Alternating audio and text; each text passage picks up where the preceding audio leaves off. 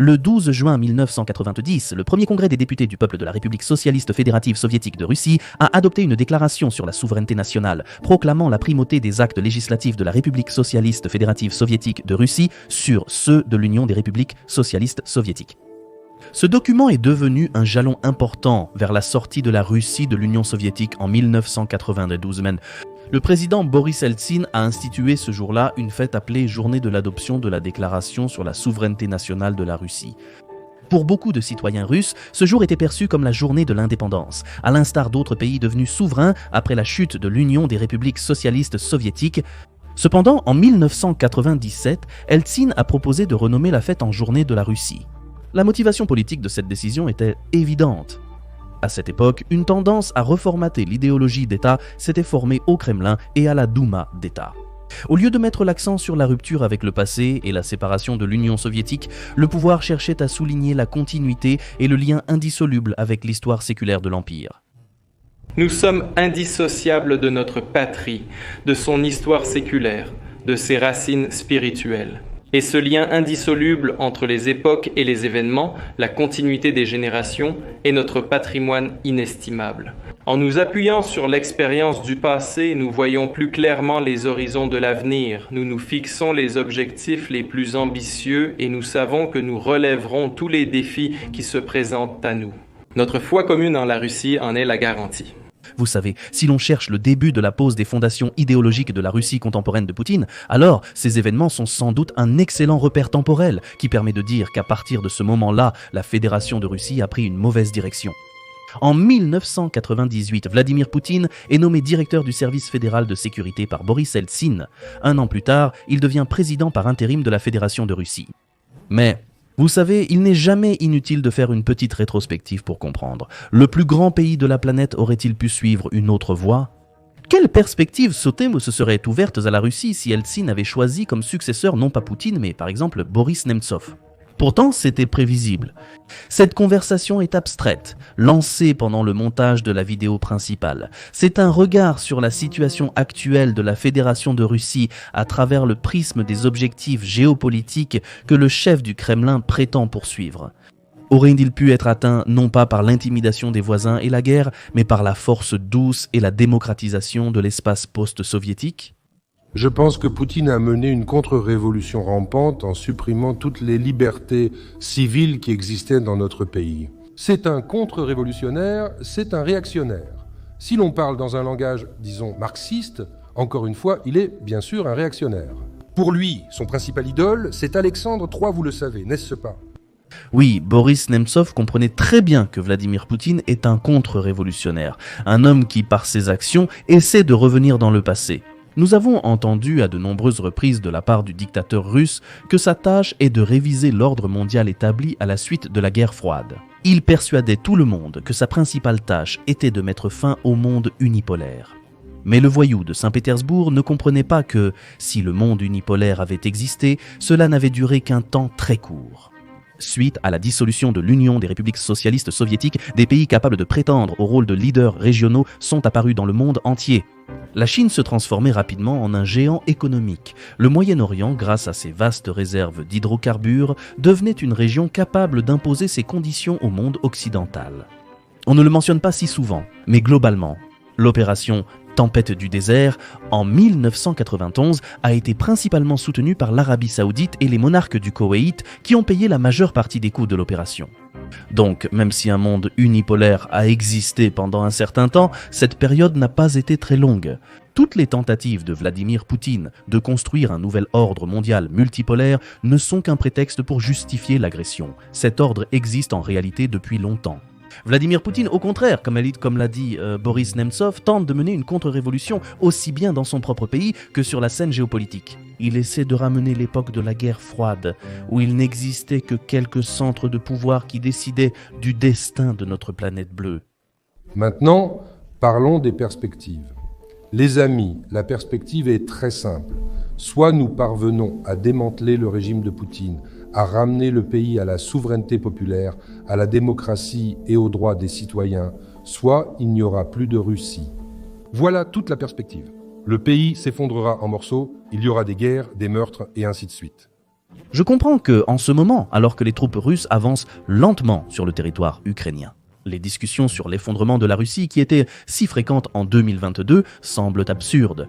Mais cela, c'est seulement si notre point de vue est focalisé sur la ligne de front qui traverse plusieurs régions d'Ukraine. Mais si vous analysez la situation dans son ensemble, vous comprendrez que l'avertissement prophétique de Boris Nemtsov, prononcé il y a 13 ans, pourrait bien se réaliser entièrement.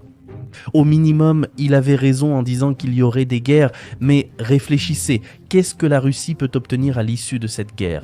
Qu'obtiendra l'État russe dans le scénario le plus positif pour lui-même ?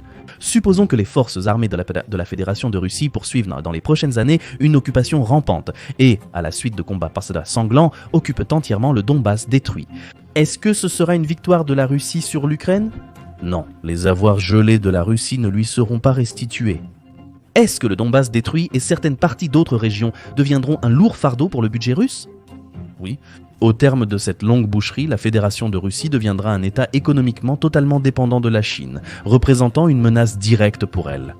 C'est ce qu'écrit le Service fédéral de sécurité. Vous avez vu leur rapport divulgué où les services spéciaux russes disent clairement que l'Empire du Milieu pourrait très prochainement formuler des revendications territoriales sur les terres russes. Je ferai absolument une vidéo à ce sujet. Mais l'essentiel, c'est que le régime personnaliste de Vladimir Poutine est limité par son horloge biologique.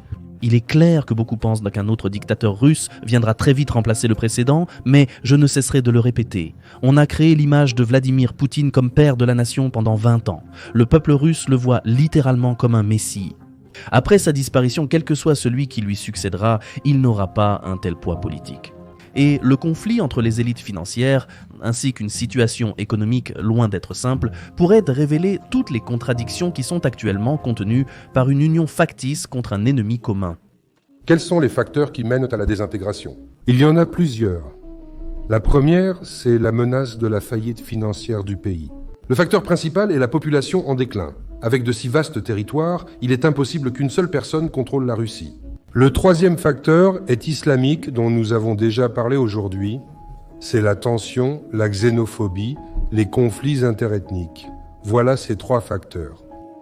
Le quatrième facteur est le précédent de l'Ossétie du Sud et l'Abkhazie. Ils les ont maintenant reconnus, créant un précédent pour la Tchétchénie, le Daghestan, la Yakoutie, le Tatarstan et tous les autres. Ils diront « Vous les avez reconnus, ils sont comme nous, en quoi sont-ils différents ?» J'ai dit à plusieurs reprises que la Russie a déjà perdu cette guerre. Cependant, hélas, l'Ukraine ne l'a pas encore gagnée. Bien sûr, comme beaucoup d'autres, ce sont avant tout le sort des gens qui me préoccupent et non le poids géopolitique éphémère de la Fédération de Russie. Mais, comme je l'ai dit précédemment pour cette vidéo sur un sujet libre, j'adopte délibérément un autre point de vue. Après tout, aujourd'hui, c'est la journée de la Russie et il faut sans doute parfois montrer à l'électorat de Poutine, qui se soucie tant de l'hégémonie de son État, certaines choses. Le véritable bilan après 3 ans de la prétendue opération militaire spéciale.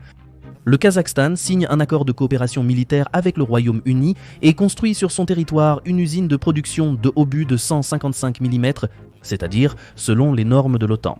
L'Azerbaïdjan, bien qu'il essaie de jouer la neutralité, fournit tout de même de l'aide humanitaire à l'Ukraine et ferme également les bureaux des structures étatiques russes. L'Ouzbékistan cherche des sponsors en Europe.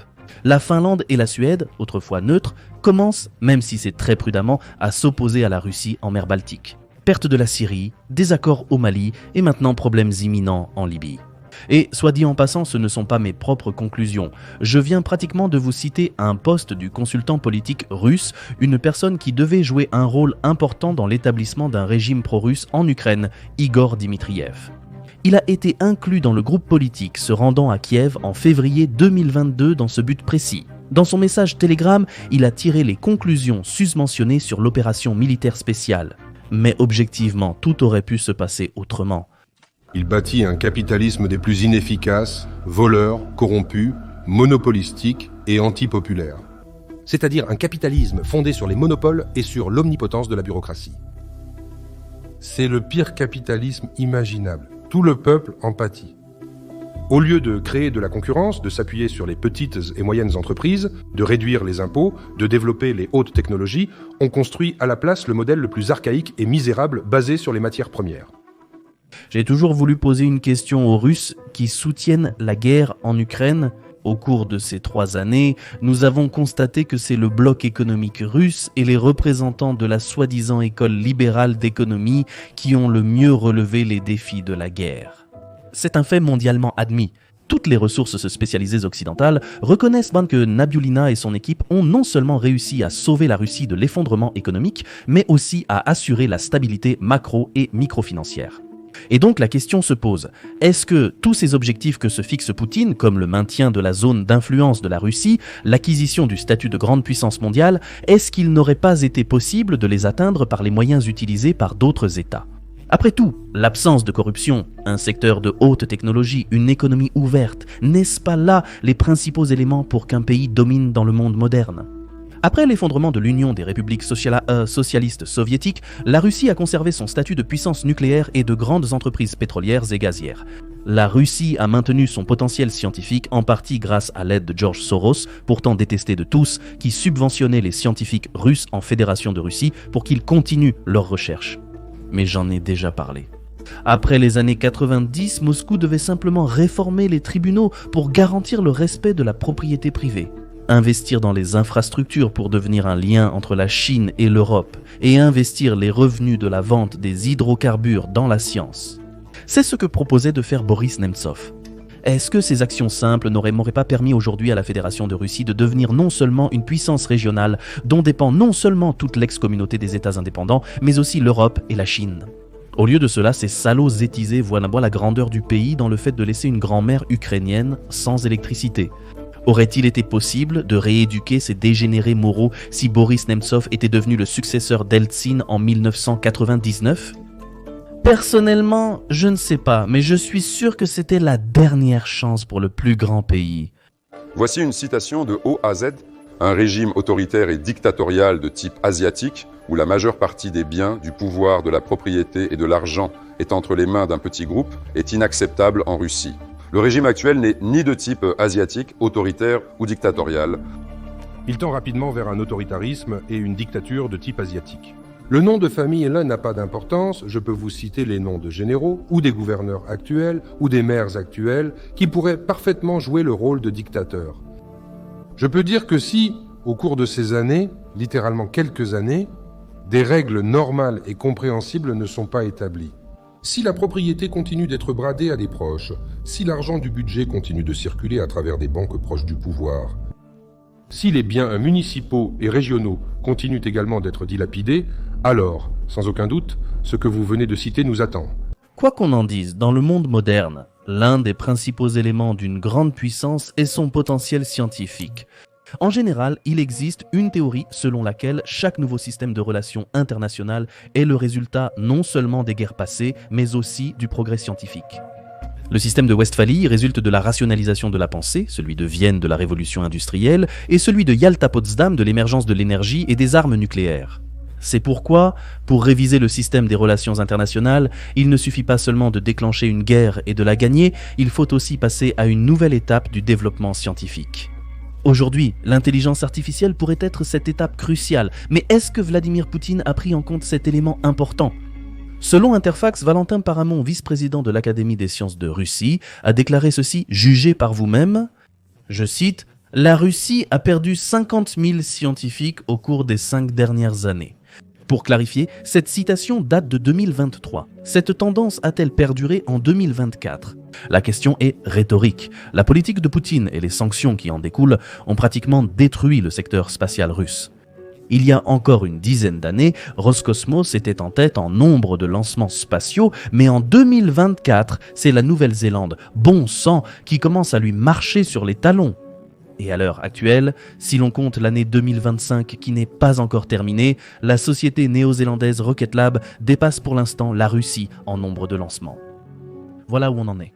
Et en ce jour de la Russie, j'aimerais demander à l'électorat de Poutine, est-ce vraiment cette grandeur-là que vous recherchiez tant ? Nous sommes une puissance spatiale et nucléaire. Oui, et cela s'est historiquement formé ainsi. Mais on pouvait maintenir cela à un certain niveau, même basique, notamment grâce aux lancements commerciaux des protons. Lorsque les Américains ont modifié le système de la navette, ils n'avaient plus de moyens pour lancer leurs satellites. Il fallait donc conquérir ce marché. Rien n'a été accompli, tous sont perdus. Maintenant les fusées tombent, c'est normal. Je comprends parfaitement que dans cette vidéo, j'ai exprimé des idées assez banales, mais il me semble que je devais simplement les dire à voix haute. D'autant plus en ce jour, le jour de la Russie. Ce n'est pas que je regrette que tout se soit passé ainsi. C'est probablement le cours logique de l'histoire. J'ai seulement de la douleur et de l'amertume pour ceux qui sont morts en essayant d'arrêter Poutine et son électorat, les arrêter, aussi bien à l'intérieur de la Russie que sur le front ukrainien.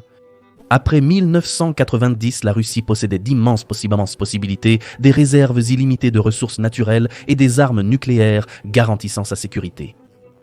La Russie avait une grande influence culturelle dans l'espace post-soviétique, avec une base scientifique et industrielle solide. Sa population était assez nombreuse et instruite. Ce pays semblait n'avoir aucune chance de devenir un État en faillite. Comme on dit, il suffisait de prendre et de se développer. Au lieu de cela, l'idéologie du jeune pays s'est fondée sur un revanchisme primitif pour les échecs du passé et sur la haine envers tous ceux qui l'entourent. Boris Nemtsov, abattu sur ordre de Poutine le 27 février sur le pont Moskvoretsky. Il n'était pas seulement un grand homme politique, pas seulement un homme sage, capable de prédire le destin de son pays, pas seulement un homme dont le lauréat du prix Nobel, Vitaly Ginzburg, parlait. C'est un physicien véritablement talentueux. En plus de tout cela, Boris Nemtsov était tout simplement une personne sincère, sans rancune et bienveillante. Je suis sûr que s'il était devenu président en 1999, il n'y aurait eu ni répression, ni assassinat politique, ni bien sûr de guerre. Mais, sachant combien de personnes dans son pays natal le considèrent aujourd'hui comme un traître, je dois constater que la majorité des citoyens russes ne méritaient tout simplement pas qu'une personne comme Nemtsov soit leur président. En Crimée et à Donetsk, les Russes ont toujours été au pouvoir. Personne ne les opprimait ou ne les touchait dans ces régions. Il s'en fiche complètement. Ce qui compte pour lui, c'est de garder le pouvoir à tout prix. Et s'il a besoin d'une guerre victorieuse contre ses frères ukrainiens, il fera la guerre. Parce que le but n'est pas d'assurer l'ordre et le bien-être du Donbass. C'est complètement absurde, absolument. Et le but, c'est de garder le pouvoir. Il aurait pu la garder s'il construisait des routes dans notre pays, si notre système de santé s'améliorait, si nous n'avions pas un taux de mortalité digne de l'Afrique. Dans ma région natale, maintenant Yaroslavl, où je suis député, des gens meurent de maladies oncologiques. Vous savez pourquoi ? Parce qu'il n'y a pas de médicaments, pas d'antalgiques, et les gens mettent fin à leur jour parce qu'il n'y a pas d'argent dans le budget. Et ce vaurien, plutôt que de s'occuper de la Russie et de nos problèmes, a décidé de vous faire la leçon. C'est ça qui énerve, vous comprenez ? Je comprends si nous étions l'Amérique, un pays prospère. Nous apportons donc quelque chose de lumineux, de grand et d'utile au peuple ukrainien. Qu'apportons-nous de si grand ? Ce salaud de Dmitri qui s'élève, le lumineux ? Ou bien la vente mondiale de pétrole et de gaz, qui permet de s'enrichir considérablement ?